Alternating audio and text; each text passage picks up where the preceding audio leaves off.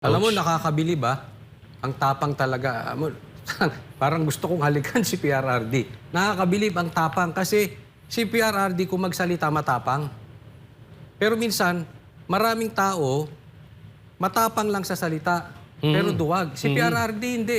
Isipin mo, para kang, halimbawa ito para kang pupunta sa teritoryo ng mga kwadro o mga Tigre. kulungan ng mga buhaya. Yung buhaya Ikaw pala. pupunta mag-isa, marami sila doon sa teritoryo nila.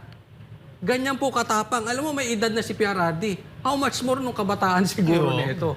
No? Kasi ang daling magtapang-tapangan talaga.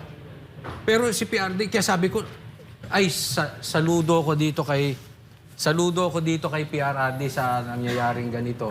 Isipin mo sa tingin natin, pag bumaliktad ba ang sitwasyon, mawala si Marcos o si BBM at si Tamba. Sana nga. Ay, Sa sorry. tingin ninyo, pag sila naman ang iimbestigahan sa 2028, kaya nila? Baka hindi nga pumunta yan eh. Pero ito si PRRD, good news. Pupunta siya bukas, tapos magre-request pa siya 10 araw ang hearing. So, anong masasabi mo dyan, Boss Dada?